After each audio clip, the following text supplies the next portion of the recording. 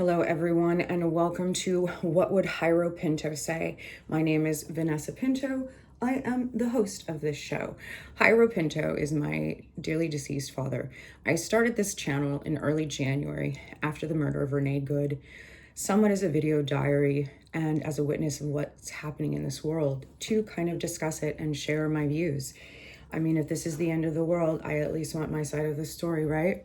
And if they're going to shoot us in the face, might as well get it out there as well. This is a really important episode, so I'm going to ask you to please, I never really ask you to please watch this video. This is mainly for my California folks. We need to talk about our governor's race. It is exceptionally important. Okay, choosing a governor in California is a bit like high stakes battle royale. Most because of the state's unique top two primary system. It's significantly different from most states where each party picks one person to move on, right? So how the choice is made, the jungle primary in California. We use an open top two primary established by Proposition 14 in 2010. One ballot for all. Every candidate, Democrat, Republican, Green, Libertarian, Independent, they are listed on the exact same ballot. The top two advance, regardless of their party. This is the important part, folks. Regardless of their party, only two candidates who receive the most votes in the primary move on to the general election in November. So Democrats, while I love you, and I know right now the voters are voting us in, don't be stupid and don't be fucking selfish. There's 20 of you running right now. 20 of you. 20 of you running and congesting all of it. And if you don't drop out, what needs to happen, California, is that all of us need to make a really big distinction here and boil this down to two candidates. Right now, I have not done that type of research. I am going to come back with another video on that, on who I think should be the governor, who the two Democrats in my mind should be going that way, who we should be putting on that vote.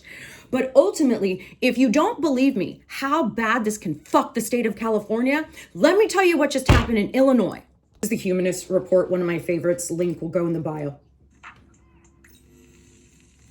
Well, we had some pretty significant elections take place tonight in the state of Illinois. Specifically, there were multiple Democratic Party primaries, and in a word, they were disastrous. I don't know how else to describe it. Basically, it was the worst case scenario across the board. Multiple progressives got wiped out, progressives split the vote, and AIPAC is now doing a victory lap online. Literally, they tweeted out, being endorsed. Realize that AIPAC wants into this country still, and they are going to do whatever dirty tricks they need to fucking do to make sure that all of our elected officials are bought and paid for, either because of their disgusting antics at being pedophiles or just sexual assaultists or criminals in general, or they're just greedy, money-hungry fuckers. But this is significant, folks, and we're not paying attention in California, and that's a problem. By Bernie Sanders, Ro Khanna, Justice Dems, and Sunrise Movement was a kiss of death in Illinois. Democratic voters rejected their extreme anti-Israel candidates, instead choosing mainstream candidates. AIPAC is proud to help defeat 6 would-be squad members tonight. Yeah, so that kind of just goes to show you how the night went. And it's interesting that they talk about defeating anti-Israel candidates because the individuals that they backed, well, they didn't actually mention Israel at all.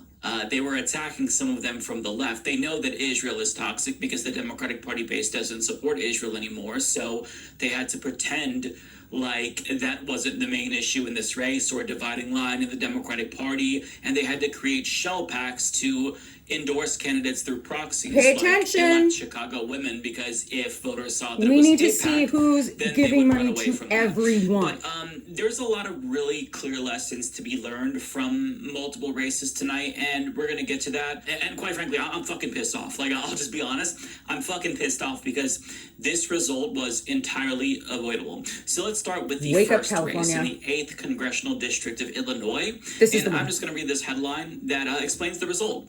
AIPAC, AI money propels Melissa Bean to comeback victory in Illinois. Now, when you look at the results, she beat her progressive challenger, who was endorsed by Bernie Sanders, Junaid Ahmed, by 5.1 points. But if you go down, there was also Yasmin Benkole, who is another progressive. She got 9.6% of the vote, but both progressives lost. Now, pivoting to the race that a lot of people were watching, which is the 9th congressional district, there was so much money being poured into this race. Bernie Sanders did not endorse, although Rashida Tlaib as well as Ilhan Omar did. AOC also did not endorse in this race, but this is the race with Kat Abu-Ghazaleh. And the result was not good and incredibly disappointing because she was this close. So Daniel Biss, the J Street-backed corporate Democrat, he beat Kat Abu-Ghazaleh by 3.6 points. Mike Simmons, another progressive in the race, got 7.1%, and Bushra Amiwala got 5.1%, another progressive in the race. Now, there was a lot going on in this race. Daniel Biss was supporting a progressive candidate through an ad in order to split the vote among progressives. And there was a lot taking place, but the result really didn't have to be this way. On one hand, you could say it's great because AIPAC's preferred candidate, Laura Fine, ended up coming in third place, but essentially what he is saying here, there were so many Democratic candidates, and Kat Buttigieg, that's the one we wanted. I'm going to get into her in just a second.